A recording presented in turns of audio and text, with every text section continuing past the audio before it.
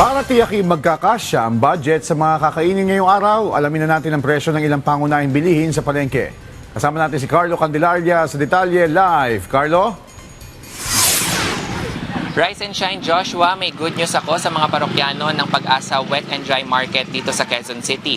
Bahagyang bumaba ang presyo ng karning baboy habang nananatiling stable ang presyo ng manok. Nasa 230 pa rin ang kada kilo ng manok.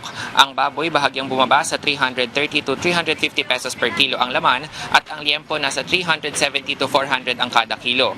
Para sa mga gusto ng seafood, nasa 240 to 260 pesos per kilo pa rin ang presyo ng bangus habang nasa 170 to 180 pesos per kilo ang tilapia.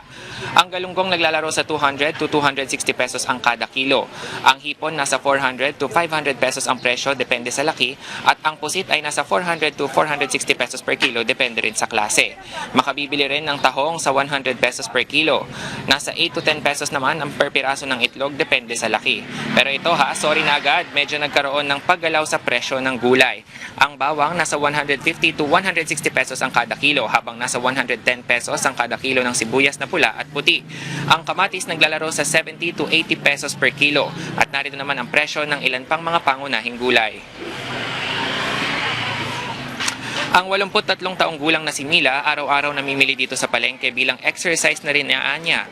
Namimili siya ng gulay pang pakbet. Nag-share din siya ng kanyang mga diskarte sa pagtitipid. Yung bibilhin mo, kaunti lang, ganyan, unti-unti.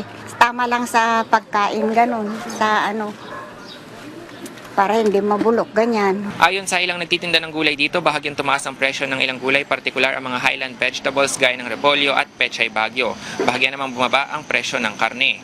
Pasok naman yan sa naging monitoring ng DA sa kanilang bantay presyo page. Samantala, bahagyang bumagal ang pagtaas ng presyo ng mga bilihin at serbisyo nitong nagdaang buwan.